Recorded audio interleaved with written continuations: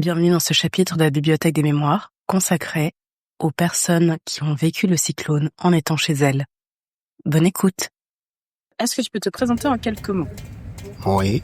Prénom, âge, occupation, depuis quand tu es à Mayotte? Mon nom c'est Monsieur Bamkolo.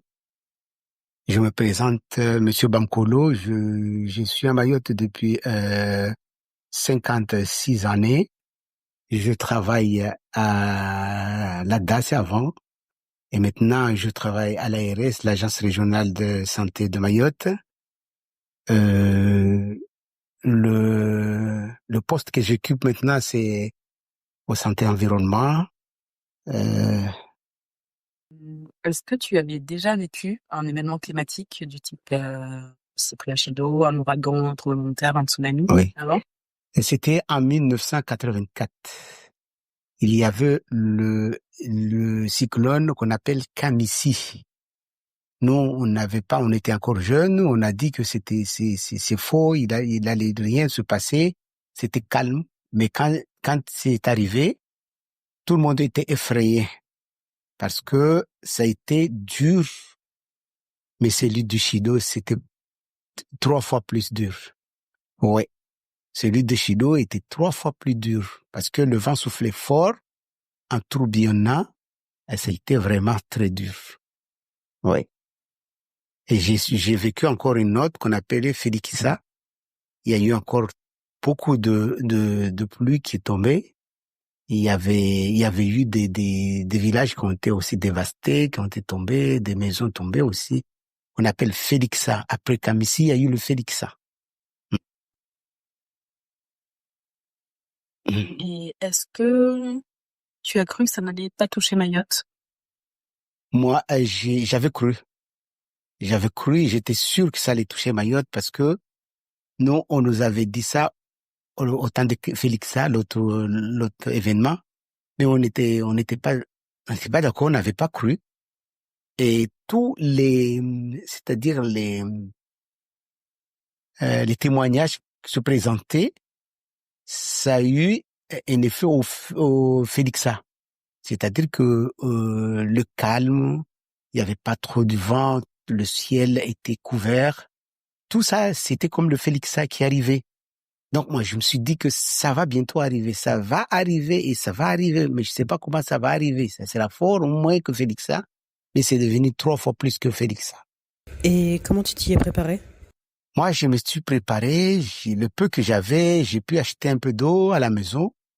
J'ai acheté un peu de la nourriture, je classais les boîtes là, mais je n'avais pas su qu'elle n'aurait pas de courant. Ça, je l'avais oublié. Et pourtant, les courants étaient partis. On n'avait pas de la viande ni de poisson dans les congélateurs parce que c'était pourri. On a tout jeté. On a essayé de manger, puis à fin de compte, on n'a pas pu manger tout. On a donné aux gens, on a jeté. Ouais. Est-ce que tu peux nous raconter comment tu as vécu le passage du cyclone, vraiment le jour du cyclone? Ah oui, j'avais peur, hein.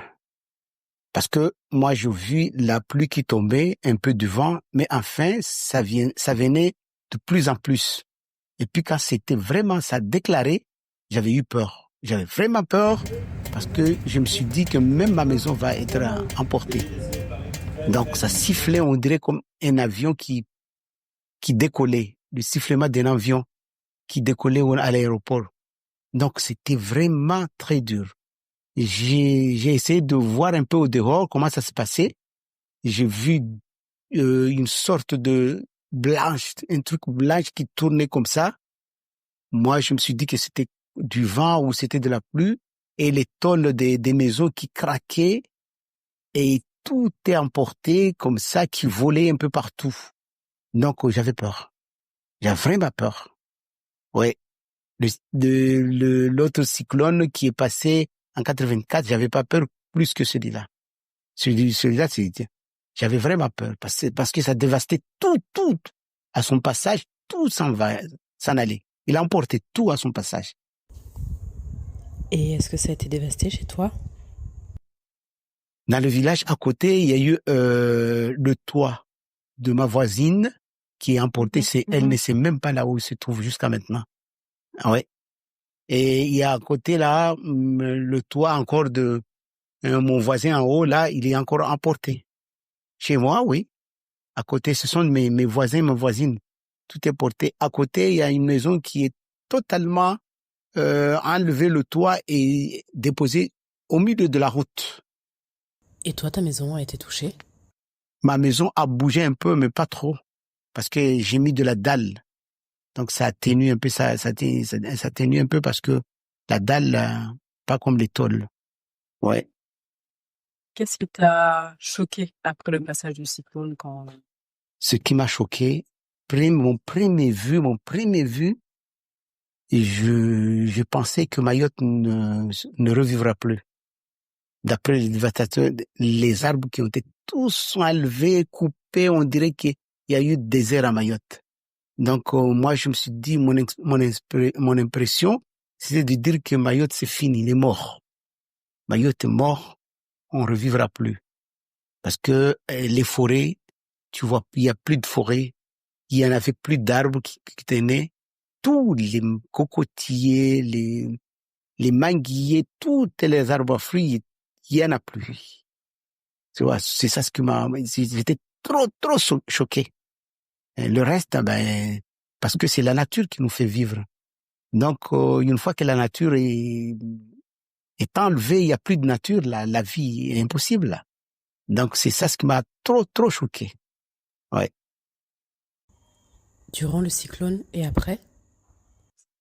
Ah ouais, durant le cyclone et après le cyclone, quand il y a eu 2 ou 3 semaines plus, je vois la nature reprend sa raison, c'est-à-dire il est en train de se reconstituer, c'est-à-dire les arbres commencent à donner des feuilles, à se remonter. Je dis, écoutez, mais la nature c'est comme ça, il s'en va puis il revient. Donc, en ce moment-là, j'ai eu un peu de... Oui, mon cœur était un peu soulagé, j'étais un peu soulagé. J'ai dit, ça va revenir, même si ça met du temps, mais ça va revenir.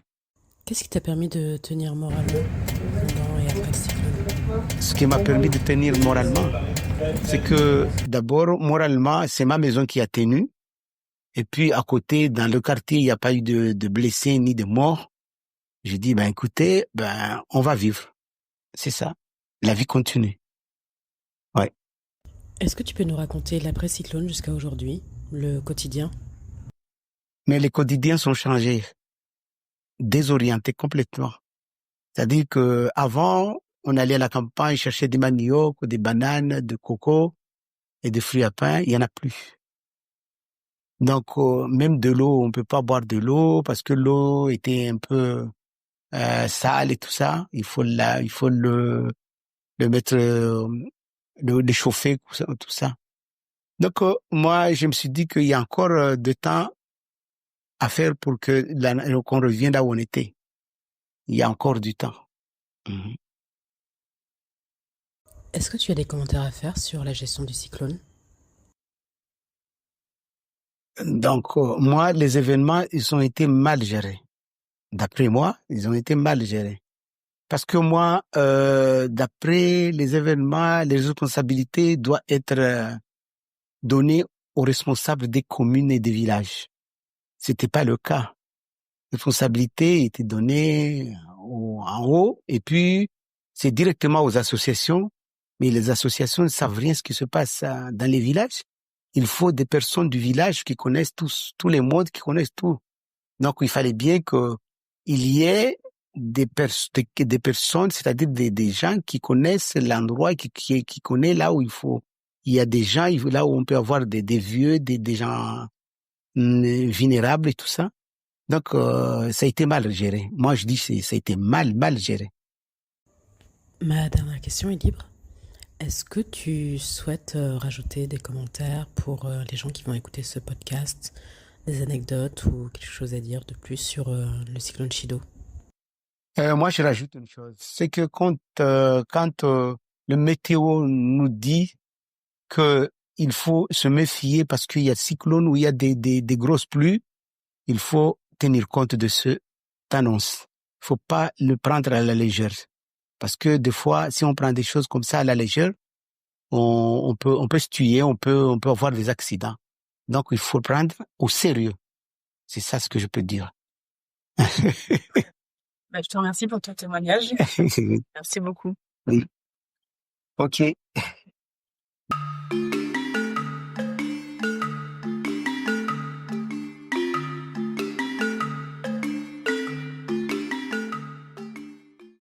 Vous venez d'écouter un épisode de la Bibliothèque des Mémoires.